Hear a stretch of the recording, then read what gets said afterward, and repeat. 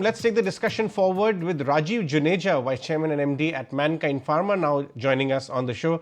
Rajeev, good afternoon. Thank you so much for your time. Good to have you on the show. There's so much happening apart from numbers as well at the company. Let's start by the big deal. I remember the last time round when we spoke, you had indicated that you are prepping ground for a large deal if the valuation is right and if the asset is a strategic fit. And then, of course, we saw the announcement of the BSV deal. Talk to us a little more about how this asset is actually a strategic fit for the company and how it fits into the long-term plans of deriving growth in domestic markets for Mankind. Good afternoon, Rajeev. How are you? So let me start by saying that before I come to this BSV side, let me clarify you the strategy of Mankind, which has always been very, very clear to us. When we say that the first step we took in 95 of bottom-up approach, that means what? Covering 4 lakh doctors, making sure that Mankind is known in every part of Mankind. That was first step forward in making sure that with whatever resources we had in our hand, creating some kind of an entry barrier for competitors. The second step was creating brand equity of Mankind by launching our consumer division. Actual reason of launching consumer division was ensuring that in every nook and corner, every village, every city, brand Mankind should be known, because tomorrow, in future, we can always get some kind of a benefit. Byproduct of that is Manforce and Braga News and other products. We could really make them brand leaders.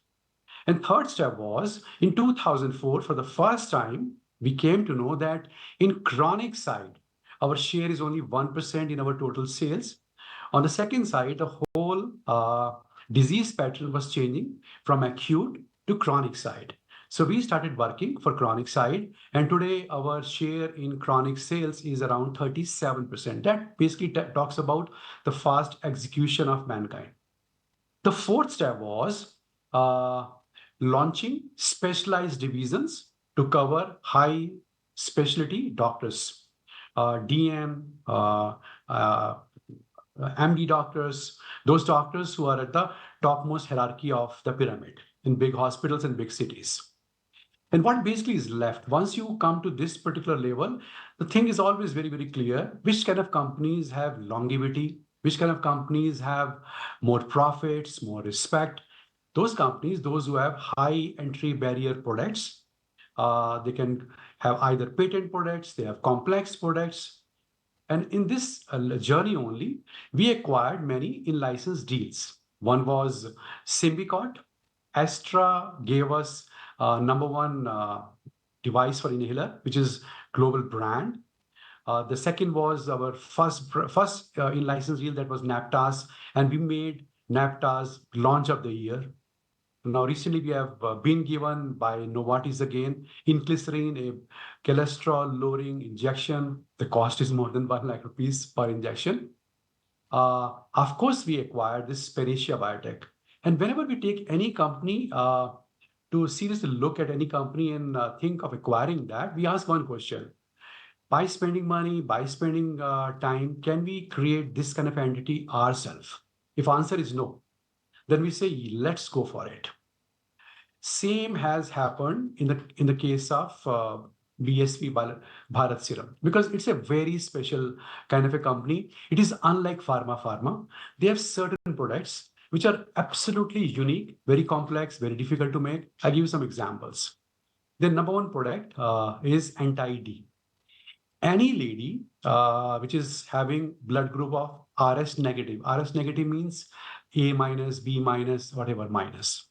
If she delivers a baby when she is pregnant, in the 3rd trimester, she is supposed to go for this injection. And after the delivery, if the baby is Rh positive, then again in 72 hours, she is supposed to go for another injection. And just imagine if she wants to have a second baby healthy, with no brain problems, no brain damage, no other problems, if she wants to have safety for the next baby. How many ladies are there with RS negative blood group in India? 5 to 7%. How many ladies would want to be mother each year? 80 lakh to 1.2 crore ladies. Again, question should be asked, how many injections VSV sold last year? 10 lakh. So that means what? Approximately 5-6 lakh ladies took it. Huge gap. And this is a kind of a product where there's no competition. I mean, it's a need based.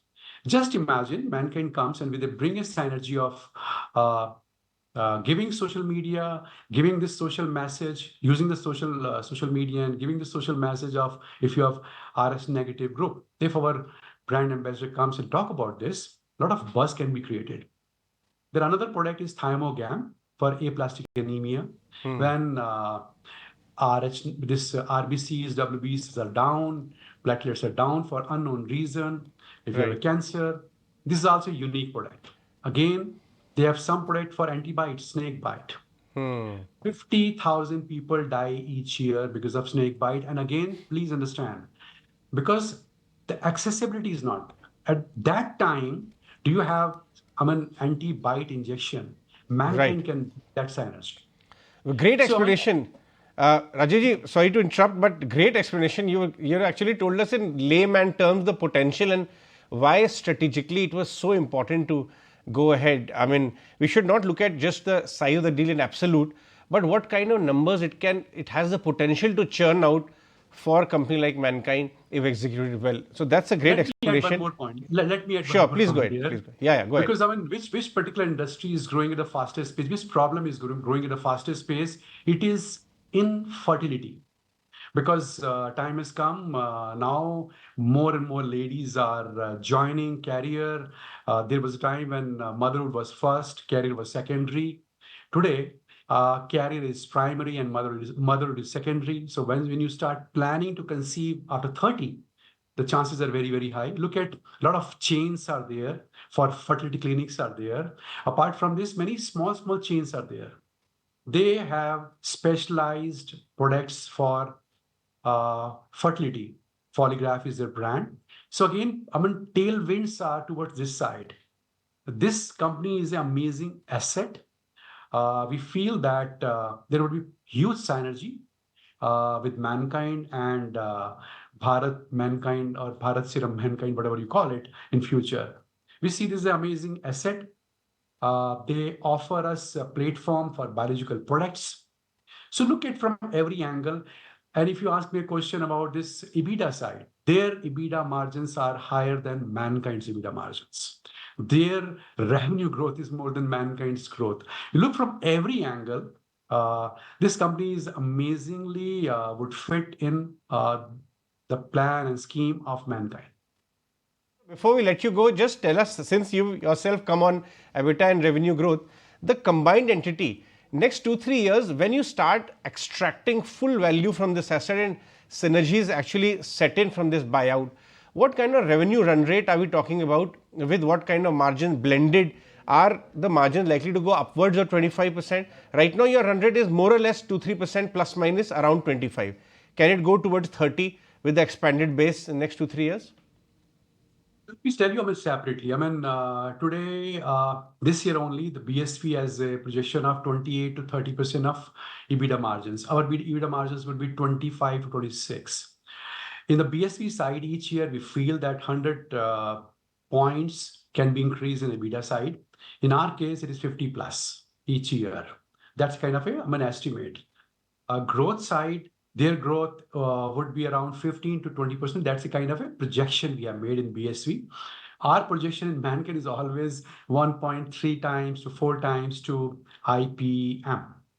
So you make your own mathematics and you'll find that in every sense, this would do fantastic for Mankind.